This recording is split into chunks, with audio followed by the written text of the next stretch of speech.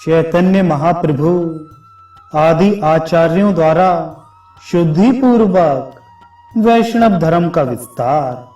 सूत जी कहते हैं, कली ने बलि से प्रार्थना की, तब दुखित हो बलि ने मैं दैत्य को बुलाकर कहा, दैत्येंद्र, सुकंदर नामक म्लेच्छपति हम लोगों की उन्नति के लिए सदा तत्पर है।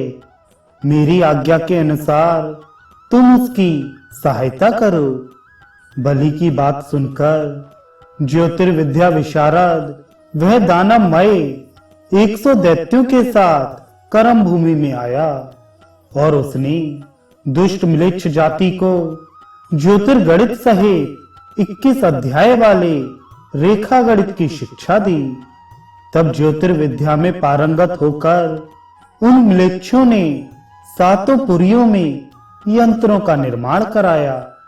उन यंत्रों के प्रभाव से वहां जो लोग थे वे सब म्लेच्छत्व को प्राप्त हो गए। यह आदर्श देखकर सभी आर्य बहुत दुखी हुए। सर्वत्र महान कोलाहल और हाहाकार मच गया। वह करुण क्रंदन सुनकर कृष्ण चैतन्य के सेवक सभी वैष्णव गुरु के दिव्य मंत्र को ग्रहण कर म्लेच्छों को निष्प्रभावी करने के लिए अलग अलग पुरियों आदि स्थानों की ओर चले गए। रामानंद शिष्यों के साथ अयोध्या आ गए और उन्होंने म्लेच्छ यंत्र को उल्टा कर वहां पर सभी को वैष्णव बना दिया। ललाट पर त्रिशूल के समान श्री चिन्ह बन गया जो श्वेत रक्तमय हुआ। कंठ में तुलसी की माला और जिव्या राममय हो गई। इस प्रकार वे सभी म्लेच्छ रामानंद के प्रभाव से वैष्णव हो गए। वे संयोगी वैष्णव कहलाए। शेष आर्य मुख्य वैष्णव रूप में अयोध्या में स्थित हुए। बुद्धिमान निम्बादित्य अपने शिष्यों के साथ कांचिकापुरी चले गए। वहां उन्होंने राजमार्ग में स्थित म्लेच्छ यंत्र को देखा। अपने गुरु के मंत्र को विलोम करके वे वहां रहने लगे, जिससे म्लेच्छ यंत्र प्रभाव शून्य हो गया। वे ललाट पर वंश पत्र के समान ऊर्ध रेखा, कंठ में माला और मुख में गोपी वल्लभ के मंत्र से सुशोभित हुए। उनके पास उपस्थित सभी म्लेच्छ वैष्णव हो गए और वे संयोगी वैष्णव कहलाए। शेष सभी आर्य वैष्णव मार्ग के अनुयायी हो गए। अपने गणों के साथ विष्णु स्वामी हरिद्वार गए। वहां स्थित म्लेच्छों के महायंत्र को उन्होंने विलोम कर दिया और जो लोग सेवा में आए वे सबके सब वैष्णव हो गए। ललाट में 2 रेखाओं से समन्वित ऊर्ध्वपुंड्र और मध्य में बिंदु, कंठ में तुलसी गोलक और मुख में कल्याणकारक माधव के मंत्र से सुशोभित होकर रहने लगे।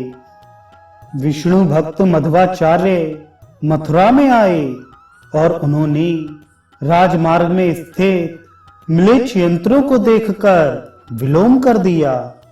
उनके समीप जो लोग आए वे उनके पक्षगामी वैष्णव हो गए।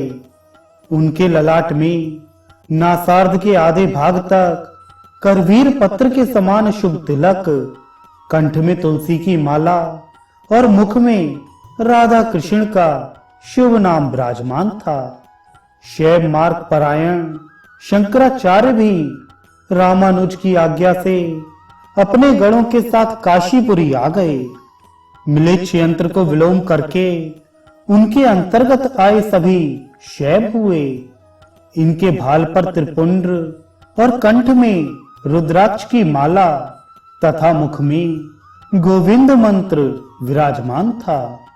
रामानुज तोतादरी तोताद्री में जाकर सुखी हो गए। उस समय उनके ललाट में 2 ऊर्ध रेखाओं के बीच में पीतका वर्ण की सूक्ष्म रेखा और कंठ में तुलसी माला विराजमान थी। गुणवान वराह मिहिर उज्जैनी आए और उन्होंने वहां पर मिलेच्छ यंत्रों को निष्फल कर सभी लोगों को शैव बना लिया। उनके ललाट में चिता भस्म, कंठ में रुद्राक्ष की माला और शेव यह मंगल नाम मुख में विराजमान हुआ। वाणी भूषण कान्य कुब्ज में आए और अर्धचंद्राकार पुंड्र, रक्त चंदन की माला और देवी का निर्मल नाम उनके मुख में विराजमान था। धन्वंतरी ने प्रयाग में आकर मिलेच्छ यंत्र को विलोम कर दिया।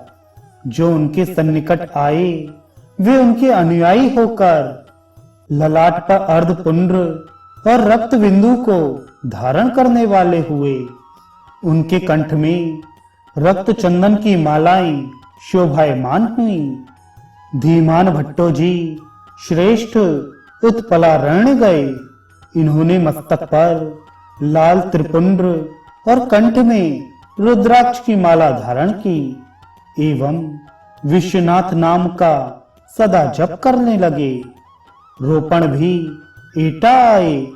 वहां उन्होंने मिलेच्छ यंत्र को निष्फल कर जन जन में ब्रह्म मार्ग का प्रदर्शन किया। इसी प्रकार विष्णु भक्त जयदेव द्वारका में आए। इससे वहां पर उन मिलेच्छों का यंत्र निष्फल हो गया। उनके जो अनुयायी हुए उनके मस्तक पर एक लाल रेखा, कंठ में पद्माक्ष कमल गट्टे की माला और जिह्वा पर गोविंद नाम विराजमान हुआ।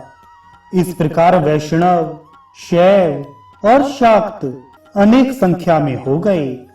शाक्त निर्गुण थे और वैष्णव सगुण। जो निर्गुण और सगुण थे वे शैव कहलाए।